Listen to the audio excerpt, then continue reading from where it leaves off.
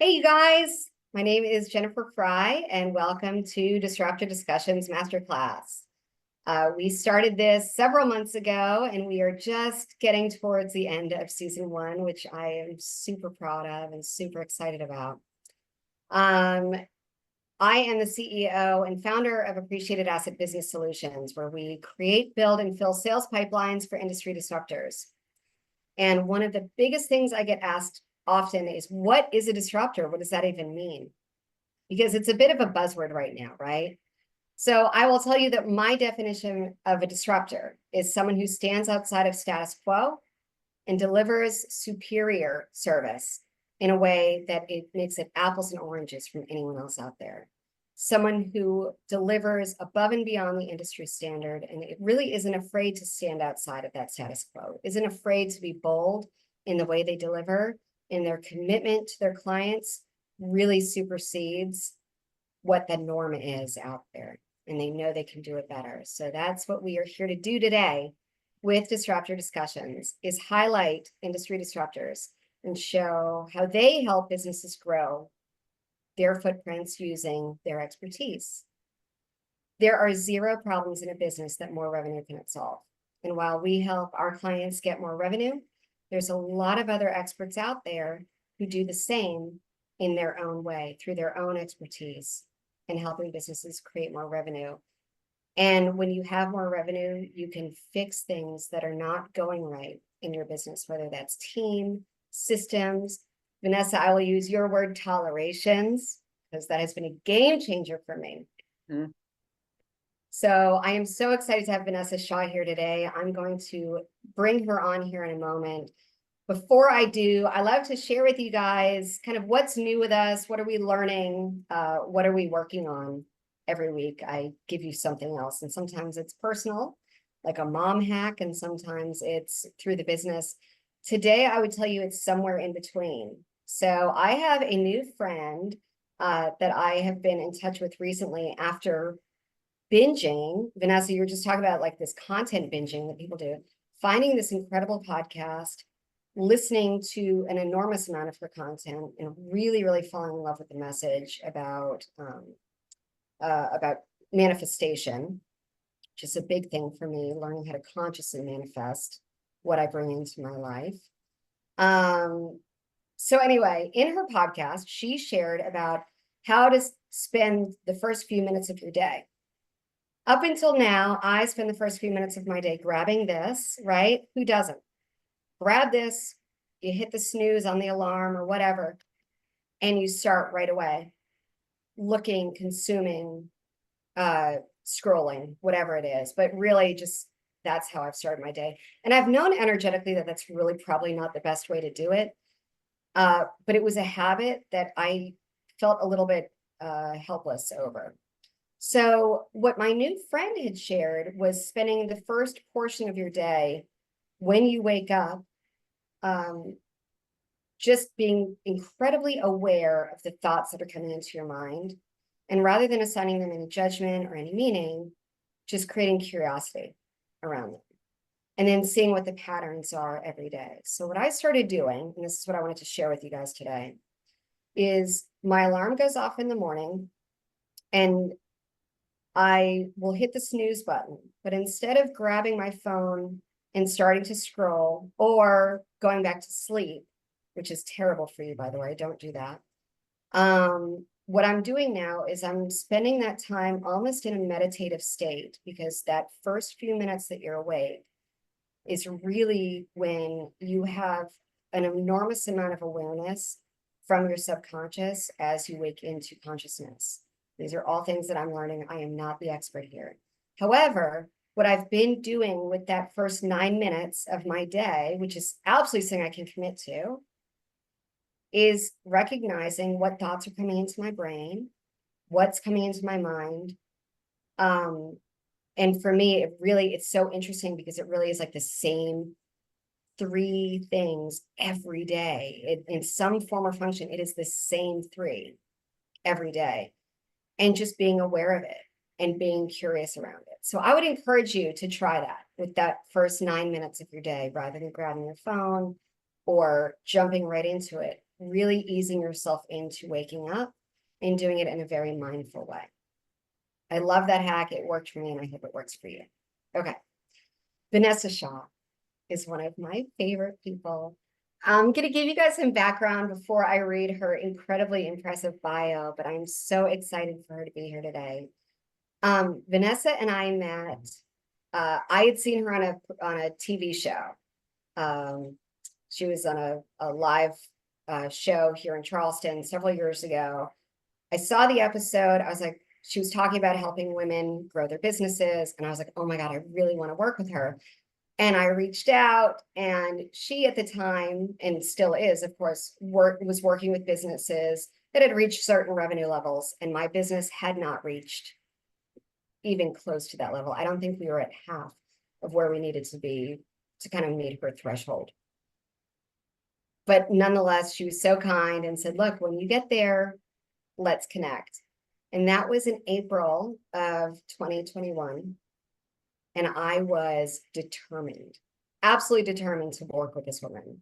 So by the time we got to, this was April, by the time we got to August, I had hit the threshold where on track, I was bringing in the monthly income that on track, I would be where she needed me to be. I reached out, I said, okay, I'm there. And it was kind of like, wait, you're kidding me. Because I had a big jump in what I was doing. But we started working together, I think within a month of that. Vanessa has been a coach for me, a mentor for me, and really a guide as I had a quantum leap in my business. The first year that we worked together, my business more than 4x'd with the work that we did together. And I want to do this. I did the work. I committed, I dug in, I put in the hours, but Vanessa was my guide, and she gave me the roadmap. She helped me prioritize, and she also helped me get really real with myself when I needed to uncover my tolerations and my stories and see what I was distracting myself with. So, Vanessa, before we start, I will tell you, I am eternally grateful to you. The difference that you have made in my business and in my life, I don't know that I could pinpoint another single human that has made that sort of impact. So thank you, truly. Maybe this might be the first time I cry on our Disruptor Discussions, but she means that much to me. And I know when you hear about the wisdom she's going to share today, you will see why she is such a powerhouse. Okay. So thank you. Thank you for placing your trust in me as well. So I do want to thank you. I mean, I am so grateful. I've heard a lot of people who have done coaching and it's gone very far awry, and it was not what they thought they were getting. And I got to tell you, I don't think I got what I thought I was getting. It was more. But it's a testament to the integrity in which you serve your clients and your community. And I just really wanted to put that out there, because what you've done for me, and I know so many others, which I'm going to tell you guys about. Let's just get there. Vanessa Shaw believes that every woman deserves to enjoy financial security and live richly. She is the results-driven business growth strategist who will ensure that you are always paying yourself first. On a mission to create financial empowerment for women business owners through her company, the Business Growth Academy, Vanessa and her team mentor and coach women to shatter glass ceilings and achieve more income, impact, and freedom.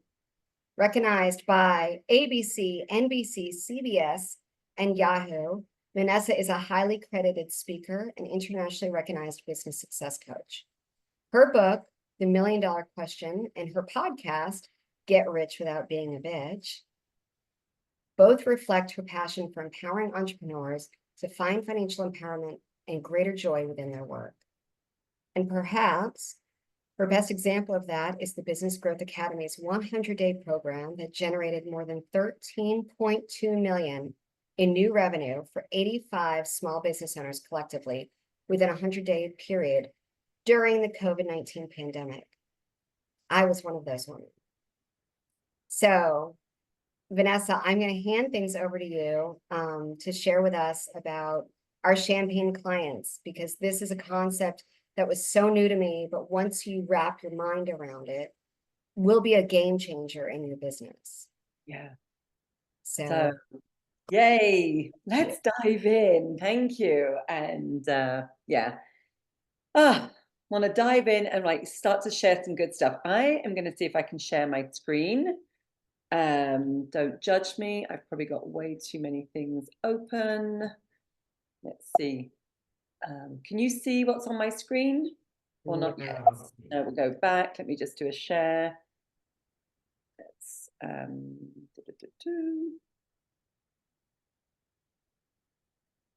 there we go.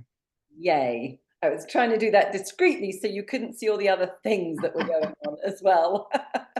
Because I got a lot going on my screen top these days. So the champagne client upgrade.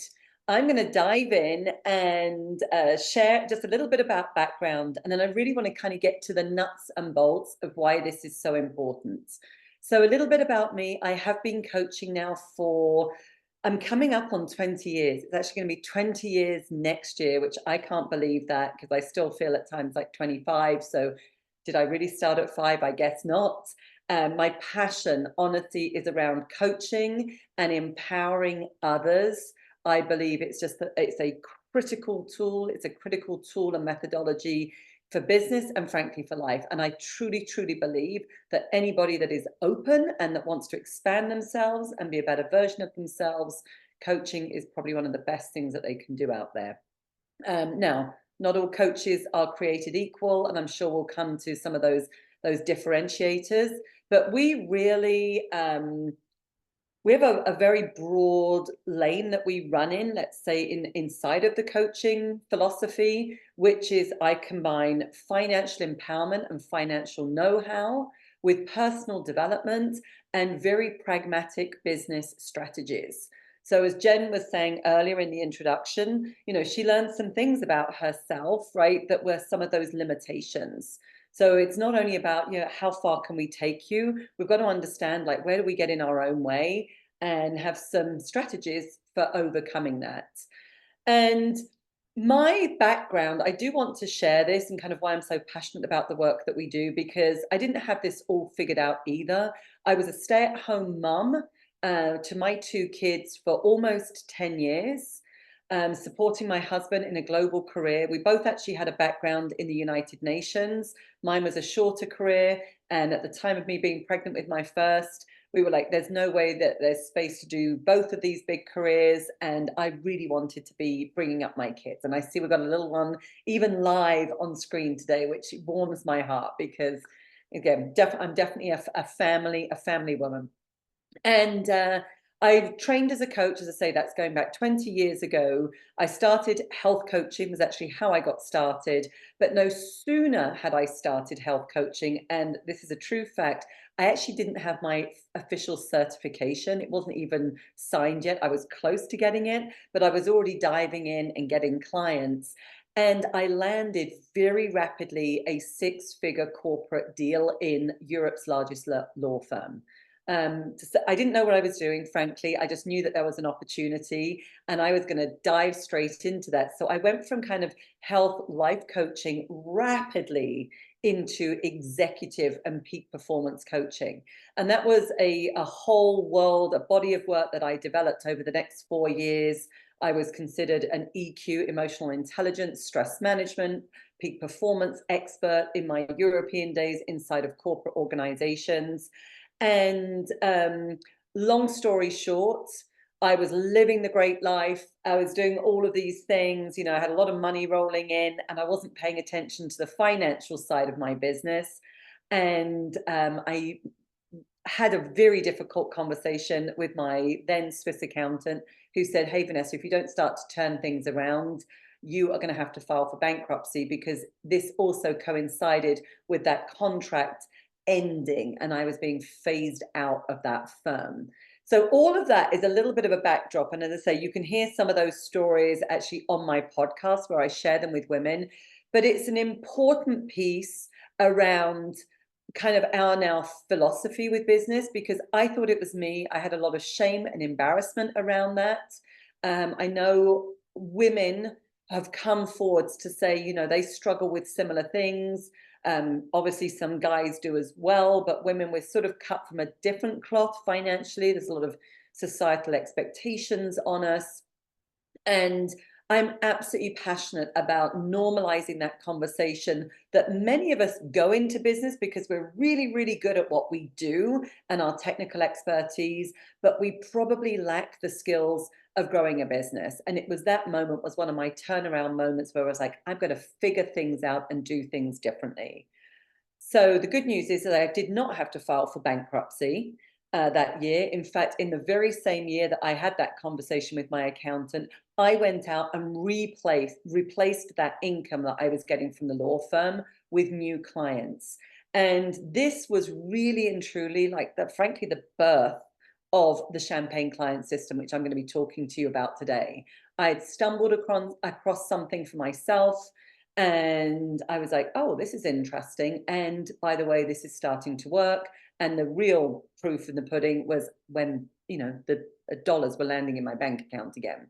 So the bold promise that I'm actually going to make to you today is that if you were to really focus on what we call your champagne clients in your business, to the point where they are representing at least 80% of your clientele, I can tell you your business will be completely unrecognizable from what it is today. You will be energized. You will find that financial freedom. You will do amazing work in the world. You will frankly eradicate a lot of the problems that you are probably facing today. So working with draining clients, working with clients that want discounts, feeling like you have to go down on your prices because you know that the market in theory is not saying yes to it. If you have teams as well, your teams are going to be happier. This is really and truly, whilst I would say there are many, many, many strategies to grow a business, the bold promise that I'm going to make to you today is the fundamental strategy to grow the business that makes everything easier is really tuning into your champagne clients. And we're going to unpack what that means today. So we have affectionately called champagne clients like our best clients, right? We actually have a categorization of what we call champagne, wine, beer, and vinegar. And most of the clients that we work with, when we share that, they are sort of like, Vanessa, I really don't need much more of an explanation. It kind of, it already sounds like it makes sense to me. But champagne clients are the ones that we do our very best work with, right? They are the ones that, especially if you're a practitioner, I work with, say, a lot of healthcare professionals, financial, a lot of attorneys as well. So these are people that have an expertise, so they're practitioners of the thing that they do in their business. Champagne clients will cause us to have to step up, right? It means we have to increase our skills. We have perhaps, you know, more challenging problems to solve so that we are increasing in our skill set, which also means that we're increasing in our value and the amount of fees that we can command. But champagne clients, as I say, respect your boundaries, respect your time, happily pay your fees, are a joy to work with, and will always refer you to other amazing champagne clients. Now, if we go to the other end of the spectrum, we say vinegar clients, frankly, should be nowhere near your business. They leave a sour taste in your mouth. And let's face it, we've all had them. I've had them, right? And it's demoralizing. When we work with the wrong fit clients, especially if you're a decent human being trying to do your best, they damage your self-esteem and your confidence. And these are really important aspects to growing a business, right? We need that validation, especially when we're in business for ourselves, because we don't have a boss, right, that's giving us performance review. Often that feedback is actually coming from clients. And then beer clients. These are the ones that possibly we've taken on because we think we had to, we needed the money, they came through the door, they were easier, whatever that reason is, but they are often draining, want to nickel and dime you on your fees. They're often the ones as well that when you look at the amount of time and energy spent with them, they are sucking you dry, right? They are, and frankly, they're the ones, I would say the quick test is you see them on your calendar, or you see them on your cell phone and your heart sinks, right? We don't want to have those near the business either. Again, not the way to build. And then wine clients, there is definitely a space depending on what level of growth you're at. So we talk about champagne clients, but we also talk about some great wine clients as well. Again, it does depend on the type of business, your type of team, and how you service your clients, but they can still be a really good fit too. So I quickly show you this, and again, I would really encourage you to run through and do an audit of your current clients, because this is one of the tools that we give to our clients. And we say, just go through your client list right now, and you can do it as a gut feel. Like, who are those ones that you absolutely love to work with? Like, who are the ones that you just dread, like they've become draining and like the problem children in your business? And you will probably start to see, if you put them into this matrix, vinegar, very low paying, right? And again, sorry about that. And they can be very draining. The reason I say sometimes we've still got some free time is because those vinegar clients might be the ones that you take on in your early business when you do still have a lot of time and you're like, well, I've got to fill it with clients, right? But again, you're not getting the money, right? If we look to beer clients, no time, low money, right? So they're typically taking up that lot of time and energy, and they're not paying us a lot. And we're probably not actually profitable with them either. When we start to go to wine clients, what we start to see there is like that time element might still be lacking. It's taking us more time to serve them because we need more of them. But okay, we start to see the money actually goes up, right? So as we say, there can be a place in the business. What is delightful with champagne clients is that when we're really working with our best fit clients, we will actually find that we free up time and we generate more revenue. The reality is we need less champagne clients to hit revenue goals. Let's imagine that you want to add an extra 100,000 in your business or your practice this year. It's a lot easier to find 10 champagne clients that will pay you $10,000 than it is to find 100 that will pay you 1,000, right? So this is where we free up time and energy. So how do we start to think about, I want to give you really some concepts today of how to think about this. We have to put like a red rope policy in place. We've got to get to this place where you feel okay and frankly really okay with not being for everybody, right? You're not here to save the world as a business owner. Frankly, most people don't want saving either. So you kind of like might be putting your energy into the wrong place. You are not for everybody, right? You shouldn't be looking to help everybody. And you want to have a red rope. And I like to think of this red rope as, when we see a red rope, it's like the VIP experience, right? We go to an event, might be like a really lovely hotel, and then we kind of look down the hallway and we can see something really special, right, down there. And we see this red rope and we see some people like protecting, and it's like, it's not for everybody, right? It's not for everybody. But there are some people that are like, but I want that to be for me. I want to be on the other side of it. Jen even shared, I didn't know she was going to share, how we started to work together. She'd seen me on a TV show segment. The message has resonated. We had a conversation. She was already in her mind saying, I want to be on the other side of that red rope, and I'm willing to do the work. And that's really important, right? Because champagne clients are going to be willing to do what it takes to be on the other side of that red rope. They're going to start to self-select in or self-select out, which is really important. Now, we're not going to be able to go into this today, but I want to give you some pointers. You will have to start to think about what is the criteria for who gets to be on the other side of that rope and who doesn't, right? That's like a screening in your business. How do we start to screen those clients in and out? How do we have messages and languaging and systems, right, that kind of keep that red rope policy in place? So the other concept to really think about, and listen, I've made this mistake, right? It was kind of like, as I was rebuilding my business and thinking about what worked and what didn't work, I made the mistake of allowing the wrong people in. And I think measles is probably not the most up-to-date kind of of slide that I could put here. Possibly even something like COVID would be now more appropriate, right? But the reality is, when you have a beer or a vinegar client in your business, they really are like a plague. They run through everything. They drain your energy. You're probably talking about it to your friends or your partner, right? You're stressed. You take the stress from them back into your personal life. I say, if you've got team members that have to service them as well, you'll have team members that are complaining and getting stressed out. And if you have a business whereby clients even come together, which has been my business model for many years, I've run big events. We run smaller events inside of our program now. We have had to have some of these beer clients actually accompanied out of our events, right? Because they were really disruptors, not in the positive way that Jen talks about them, but highly disruptive in the way that they were infecting everybody. So we have to remember that, right? It's really important.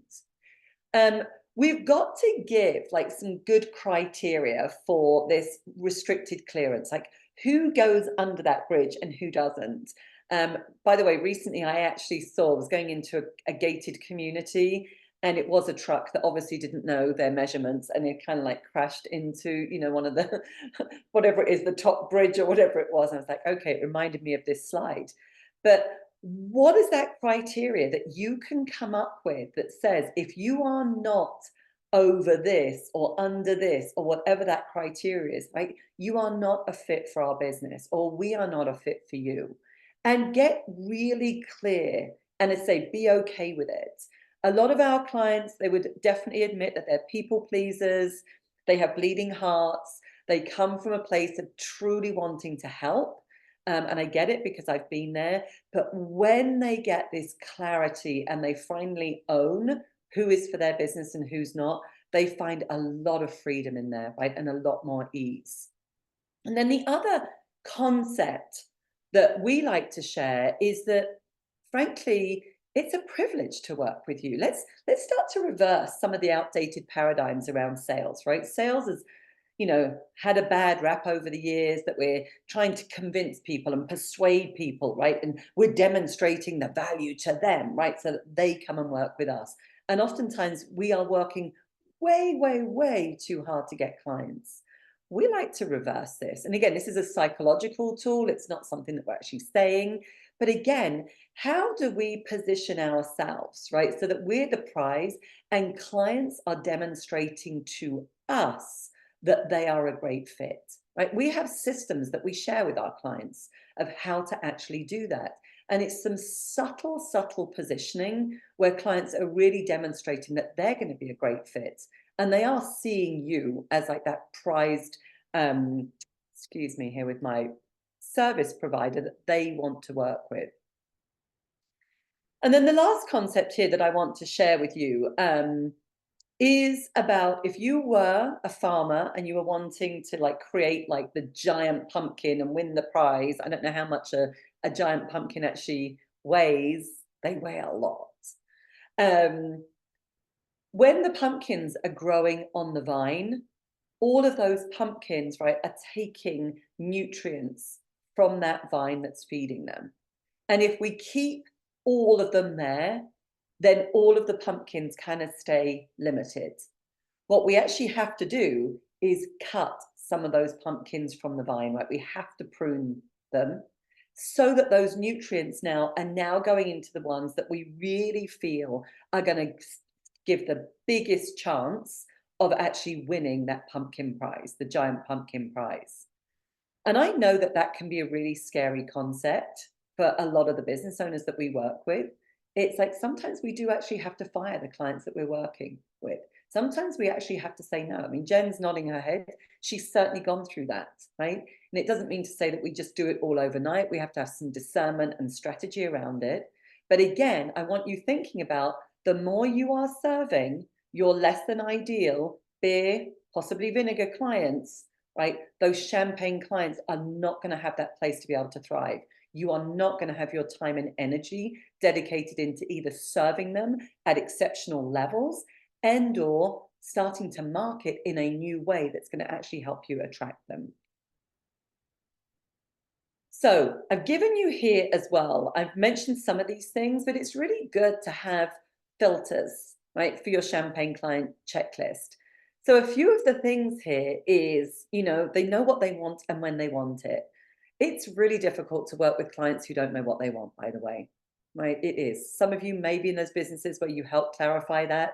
But again, when they're really wishy-washy and dithering, it can be really tricky as a business provider to give a great service. They need to value and want help from other professionals. There is a mutual respect of each other's expertise, team, and time. Like my champagne clients have my cell phone, right? They can get on my calendar, they have Voxer access to me. And so many people are like, oh my gosh, like, do you have boundary issues, Vanessa? Guess what? My champagne clients never, ever abuse it. Never. In fact, they'll often, if anything, apologize. I'm sorry, like I'd like some help with this, right? They're so respectful. Like when we've got this system working, it really works. They're energizing to work with. Again, it's back to if I see them on my calendar, or perhaps it is on Voxer, I can't wait, right, to help them and get them to that next level. It's really energizing. It's not draining. It's like, yeah, we're here as partners together. They're quick to take action. They celebrate wins, like they want to celebrate those good things. They want to give you recommendations, great feedback, and frankly share what's not working. Because if we don't have those conversations, difficult to work with them. Happily pay your fees on time every time. And I would say about the only thing there is the caveat is if, of course, things do happen, if things go awry and for whatever reason they can't pay on time, champagne clients will have the conversation with you upfront. You won't be ghosted, you won't be chasing, it will be very, very respectful. And they'll introduce you to other champagne clients too. So I want to quickly dive a little deeper into this to like, how do we start to define them, right? I hope you're kind of on board with the concept, but now we've got to get to a place of like, how do we really start to define who we would do our best work with? Well, we've got to backtrack now and really think about our perfect prospects. And there are three places here in these circles. The first one that you want to be putting there, and my apologies, I should have written this on there, but the first one is about the problem, the core problem you love to help people with every single day and that your perfect prospects have.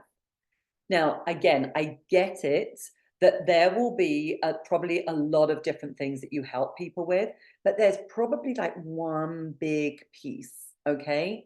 So for me, I love helping business owners, particularly women. We do work with a few cool guys as well, but particularly women earn fabulous income. Like the whole money piece, I get really, really excited about. There are multiple layers to solving that, but frankly, it is a problem that I would do all day long, every day. And kind of like, I love doing it so much, I would do it for free, right? I'm not going to do it for free anymore. But again, that's kind of like that problem that when we know we've landed on something. So like, what's that core problem? What is then the solution, right? The solution that your perfect prospects are looking for, because we've got to have a fit there, right? Like, what is that solution that they're looking for? And is there a fit? And then that last one is around the money, right? Will this generate revenue for your business? Like, is this something that they will invest in as well? Because again, we want problems that are persistent, pervasive, and that clients are willing to invest not only money, but time, energy, and money to solving, right? So it's kind of that intersection there of those three things. From there, where we like to take our clients is creating something called the Perfect Prospect Scorecard, right? It's like, do you have something that is actually written down that you could hand to somebody else to say, these are the types of people that we do our best work with? Because if you can't clearly articulate this, I can guarantee you haven't got champagne clients, right? You might have them ad hoc, but we're not going to have them at 80% in the business. Perhaps you've got a couple here and there and you're like, I'd like to replicate them, but like we just don't have enough granularity around defining them in a very pragmatic way. So let me tell you some of the things that don't go on here, right? Because I'll have people say, oh, they happily pay on time. Yes, but like when we're prospecting, those aren't necessarily things that we can discern, right? Of course, I've said the attributes of them are that, but from a prospecting perspective, those aren't the sorts of things that we could actually find out. Sometimes people would talk about like the energetics. Well, I just know, like when I meet somebody, it's like a date, and I get it. There's a lot of dating analogies that we can use, like in prospecting and sales. I just get that feeling, right? But we've also had a good feeling sometimes to have several dates with people to go, I had a good feeling and it didn't work, right? So the energetics of it, again, is really difficult to pass on to somebody else if they were finding prospects for you. So the way that we've put this together is we've got some objective criteria and subjective. This is from like a high level coach consultant. So let's, this would be largely women-owned service-based business owners already generating in excess of 100,000 in revenue, right? Professional services, B2B service providers. That's the high level. But now what we want to do is like, let's go through some objective criteria so that we could actually score them. So in this particular one, somebody with high income potential, right? This is what like those prospects need to have in order to be great prospects, in order to be able to generate the results. So they've either had high earning corporate position before or a previous track record in sales, right? So that's one. If they're halfway there, you might score them 1 point, right? Or 2, they've got it. They can command high fees for their services. So high in coaching, healthcare, legal, financial, CFOs, right? So that's another criteria that starts to put this into very specific businesses. Perhaps they've got a quality website or an online presence, because it looks like, if we look at their website, it looks like they've invested in branding and professional photography, and so they take their business seriously. Good at what they do, right? When I'm working with people, I need them good at what they do, because I'm not helping people to be better attorneys. I'm not helping people to be better at the thing that they do in business. I'm helping them to be better at the business side of things. So that would be one of mine. Can I see case studies, testimonials, right? And actually some great recommendations.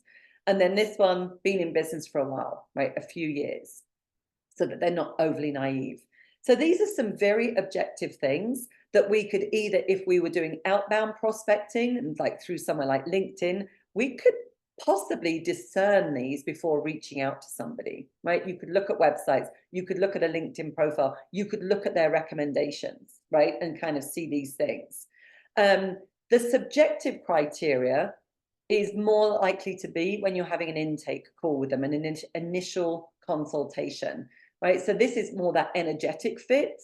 In our business, this is many people steal this from us, and that's fine. Like if this resonates, but we actually do spend dinners with clients. We spend, we run retreats. We've done big events in the past. We spend a lot of time with our champagne clients, and it's really important that for us they pass the dinner test, which is essentially that subjective. Would I want to have dinner with them, introduce them to friends, family, other clients, right? And we've said their score 7 out of 10 is the minimum.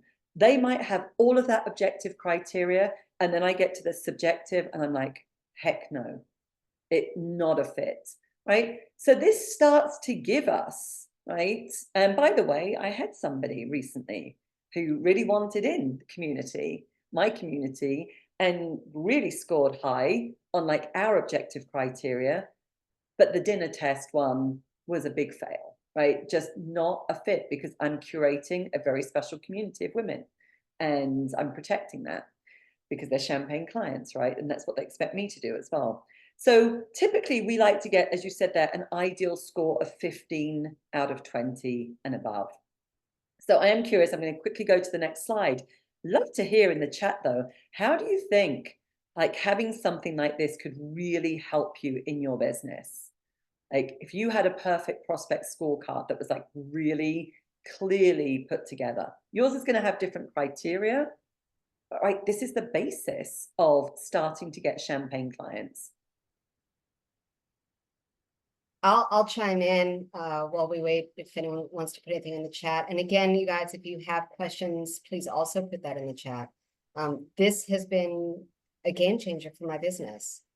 And what I've noticed, not to get us off track, Vanessa, but that's my specialty. What I've noticed is as my business has grown, my what were my champagne clients are now more my wine clients, and now I have new champagne clients. Yes. But what I really see, what you talk about with the energy when you look at your calendar for the day. When I get on the phone, when I get on a Zoom with my clients, I can't wait. I can't wait to see them. I can't wait to spend time with them. There is nothing but just this high vibe energy around our interactions. Yeah. We adore each other. And that is something that I would say really this year has really come into such clear focus for us. Yeah. And it has been a game changer Yeah. for us. That one metric alone. Yeah. How do you feel? Yeah. When we see them on the calendar. Yeah. It's huge. And that's why I said to you, it's like a big, bold promise at the start, but like, this is where it all begins. And Bernie, thanks, like you're saying, gets you so dialed in. You're only focusing on the people you will move the business forward. You know exactly who you're targeting and separate the wheat from the chaff. And Jen, I love what you said as well. This doesn't have to be perfect, by the way, right? It's just that you need a place to jump, kind of start from. As we're evolving as humans, right? And business leaders and owners, we're going to be learning more. And this is not written in stone. So you don't have to be married to this forever, right? Which is what people get really scared about. But it's like, how about really focusing on this for 6 months? Like just really focusing on this for 6 months, going all in, right? And then seeing what it actually, delivers. Yeah. That was some advice I gave to one of our clients actually years ago. And she was kind of on the fence about who her champagne clients were. And we went through this process and she finally landed on what it was going to be for her, which happened to be law firms. And she's now running a multi-million-dollar business. And we made the agreement, 6 months was what she was going to focus on.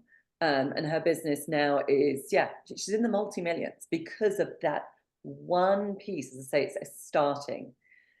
So obviously, once you've got your, there's the prospect side of things, right? That's like a foundational piece. We kind of know what that criteria is. Again, we don't have so much time to go into this today, but I want to give you a nice little A, B, C, D, E, F, if you've noticed that. I was like, let's get fancy on your champagne offer checklist, because now this is about designing your services and packaging your services and delivering them for your champagne clients, right? It's not enough to just define that, scorecard and now it all falls into place. It's like our offer, right? What is our offer to our champagne clients? So the first thing is it must be aligned with your perfect prospect. Is it solving a problem that they've got? Is it, a solution that you love to provide as well, that you get really excited about? And like, does it meet that criteria? Because oftentimes this is where we start to see like these things just aren't lining up. What is your bold promise that you make to your champagne clients? And I get it that not all industries, we have to be careful. Again, I work with a lot of legal, right? So be really mindful of promises that can be made.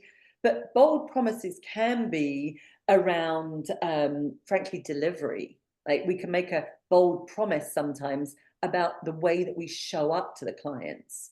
So again, I'll give an example of legal. Legal is really not very well known for being good on communication with clients. If any of you have ever worked with attorneys as a consumer, you've probably noticed that. You often don't know where you're at in a process. Even a bold promise of, we, unlike other attorneys, right, will give you a weekly update as to where your case is or where we're in the process. That's a part of a bold promise, okay? So again, sometimes we have to be a little bit creative, but sometimes it is about some very specific results, right? We work together and you will be able to land this amount of clients, or you will be able to, increase revenues by this, or free up time by this, or health benefits, but, in this kind of time frame. Compelling. Your offers, services need to be compelling, like, or better, frankly, than what else they're looking at. Like, what is compelling to work with you? Why work with you when they've got other similar service providers? So this is about making it compelling, making it better, right? Sometimes it's about making it quicker. Quicker could be better than the way people have been doing things previously, especially when we think about the economy that we live in right now. I'm a prime addict, I would say, on Amazon. I pride myself on actually not having to leave my house. I've got stunning views. I'm like, why would I go out? Why don't I just stay here? Like, it's kind of like one of my metrics, like how many days can I stay without leaving? And but I'm always on Amazon, right? And that same day delivery, I'm willing to pay for that, right? To get that speed and convenience. So let's think about, you know, how you got to package your service to make them compelling or better. Distinctive messaging, right? This is now like, what's the language that you use around talking about your services? Again, this is where so many things fall down, that we get too close to perhaps our services and we start to use text speak or jargon. And it's distinctive is really about when we can tap into the message that the client has got in their own head, like what are they saying themselves? And your messaging meets that, you become the natural solution, right? Because especially if you can even express it better than they are expressing it themselves, right? So that distinctive messaging, and it takes some work to get there, right? This isn't necessarily an overnight. And what we've found is most clients are just kind of too close to it. And like we need to be able to, you know, test this messaging as well to like really see if it lands. Mhm. Elegant experience. Your service, right? If you do everything up front and you great and you land those clients, and yet working with you is less than stellar, less than an elegant, you know, experience, your onboarding, your delivery, your client care, all of those things, again, you are not in alignment with like providing that champagne experience. Mhm. You know, when I go and drink champagne, I expect the experience of ordering champagne to match, right? And we've got to have that. And again, I'm not saying it has to be perfect, but why I love champagne, you know, working with champagne clients as well, is it honestly causes us as business owners to be less complacent, right? And to go, no, it's time for me to really up my game here. Perhaps there are some messy things behind the scenes. Perhaps I do know I've got some clunky systems. And if I want to command higher fees for my services, I got to start to up my game. That's only going to be beneficial, right? So I'm all about let's land some champagne clients that naturally cause us to step up and we actually get paid for it. Like, how about that for a novel concept? And on that last piece there, that foundation of integrity is really important. And this is about you. And this sometimes can be a tough message to hear, but I'm not going to sugarcoat it. If you want to have champagne clients, you have to show up as a champagne client Mhm. everywhere. It's otherwise it is out of integrity, right? If you are asking for discounts, if you are not investing in yourself at higher levels and your business, frankly, if you're being disrespectful, and I don't care if this is in the local Starbucks, your gym, or anything, like all of those places where you show up as a client and customer, like start to make sure it's champagne. Start to think about how do you want other people to show up for you? Because it would be out of integrity, right, for you to be showing up as beer and vinegar and yet expecting champagne in your own world. And again, I love that because I think it just causes us to be, it invites us to be better human beings in our community and start to be really mindful about how we're showing up as business owners and leaders, right? And impacting the people around us. So that is your champagne client checklist. Just really quickly there. If any of you watching this or catching the replay would love to have my eyes on your business and kind of chat through what this might look like for you to implement, I've given you there, right? A 15-minute strategy call. You can go onto my calendar and book that. And hey, I'd love to chat through this with you. But just to recap there, right? This is, as I said, this bold promise of the foundation for your business. You get to choose. You can make your business difficult and struggling and be like many business owners out there, or otherwise you can make it easier and make it fun. Like business does not have to be permanently struggling. It doesn't have to be permanently hard. It is a creative expression of your natural gifts and talents, right? And hopefully your desire to create value in the world. And when we make business more fun and easier, like you get to create more value, which is why I'm so passionate about this. And it does start with like claiming your champagne clients. So I'm going to stop the share there. Thank you. That was so great. You've got some new stuff in there that so you have certainly up leveled. Always I upgrading. really appreciate that. I want to make sure that we get to the 3 questions we asked.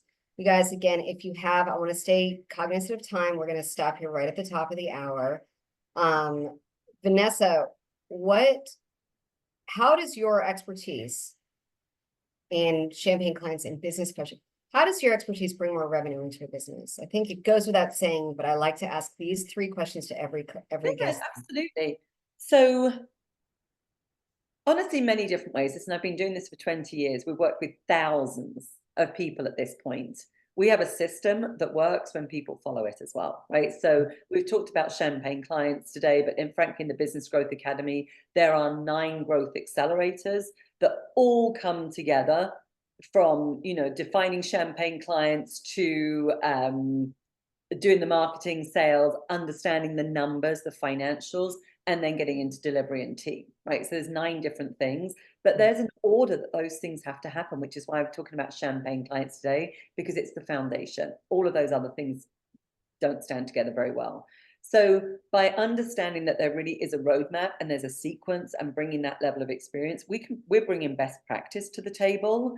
And frankly, we can say to people, hey, we know how to create quick cash injections. Like we know, like when there are certain priorities of things to do. We've just got a lot of experience to say that's likely to be a costly mistake if you go down that path. Let's do this first.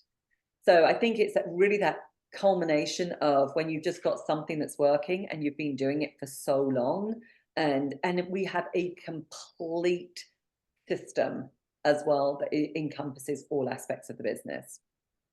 And I think I could answer this for you, but I will allow you the honor of telling me, how are you a disruptor in your space? There's a lot of coaches out there. There's a lot of people who say they do what you do. I can vouch that they do not. But tell me, Vanessa, how you feel that you're a disruptor in this space. Yeah, so one of the big pieces is around finances rather, is there are a lot of business coaches and I have worked with them and they have never asked me for my financials. I paid $100,000 to work with a coach who's got a big name for a year. 100,000 people listen to that. I talk about it on the podcast, so you can hear more about that. That year, I had a $70,000 loss in my business, and I was stressed out to the max. Never once did he ask me to look at financials. Never once. So that is a really important part. Now, it's not always me. We have a dedicated person on the team. She's also, a whiz at numbers. Jen, you know her. Yeah. So we have somebody that is dedicated because a lot of people struggle with that. It's a place that I struggled with. We also work on relationship with money because that's an emotional part of those finances. It's not just the numbers, right? So I tend to be more on the emotional side of that. And then our financial coach is more on the kind of linear, tactical, really looking at the numbers. And we're all about increasing profit in the business, not just revenue, right? So that's one thing, massive differentiator. The second piece is the personal leadership. That is really my expertise. I have deep, deep, deep expertise when it comes to helping people get beyond blocks and out of their own way. And so we are bringing that to the table so that we are constantly expanding the capabilities of our clients, right? They can just take more, they understand more, they're more self-aware, they're more emotionally intelligent, right? They are responding to things way differently than they would have done in the past. And then the third pillar of that is, pragmatic, how to step-by-step tactics and strategies. So for me, it's really a combination of all of those that comes together, and that's really how we're disrupting, and we have real results. Absolutely. To back it up, and tracking systems in place to back it up. It has been an education working with you and the team and learning about my numbers and learning about, honestly, things that I didn't know I needed to know. You don't know what you don't know when you are at one place in your business looking to go to the next. What I've learned at each stage where I'm looking to make, really set some growth goals for myself is you have to do what you haven't done before to get to that next stage. what you've been doing does not work to get you to the next stage. So you need someone who can guide you there. Vanessa, this is our number one, this is our champagne question. Everyone loves this one, and I love this because I love action. You know that about me.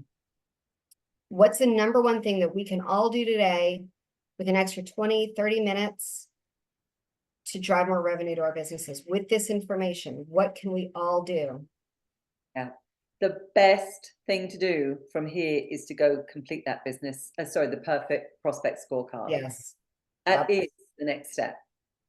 Absolutely, I would So, say. you know, sit down 30 minutes, turn off distractions, do your first draft. For the perfectionists, it doesn't have to be version, 6.0. You're creating version 1.0. And yes, it can be tricky when you're so close to it, but take 30 minutes and get that first draft. Yeah. Best next step. I would 100% agree. Having that scorecard for us. And again, like I'd mentioned, we have recently up-leveled that, but still using the same concept and the same tool to do that has been a game changer for us, because it is so simple for us to see. Vanessa, thank you so much. You know, typically we've got all these questions and people want more, but you were so thorough in that presentation. You guys, Vanessa is very generously sharing all of these assets with you, these worksheets with you today. So I'm going to put them in the show notes as well. So if you're watching this online, you'll be able to see it in the show notes. It is in the chat here for everyone who's here live. Thank you. Thank you. Thank Always you. a pleasure. Always. Everything. You are just amazing. And I just am so grateful for you. And you're just one of my favorite humans. And I can tell you guys like what I've learned about my business, but myself as well, working with Vanessa. Take that 15 minutes with her. The amount of insight that she can garner in that short amount of time will be remarkable. Next week, you guys, like I said, we are wrapping up season 1 for Disruptor Discussions Masterclass, and we will be featuring Erin Longmoon from Zephyr Connects. Erin will be talking about how to build a team that will help you grow your business and how to really create this rock star team for yourself. So very much it'll be a great continuation from today's discussion, right? And Erin has been a longtime friend, colleague, client. We've worked with each other in several different ways, and cannot wait for her to share her wisdom about team building and how to really attract and retain the right talent for your team. So for now, we will sign off. Thank you everyone for your time, and I hope you have the very best day ever. Bye-bye.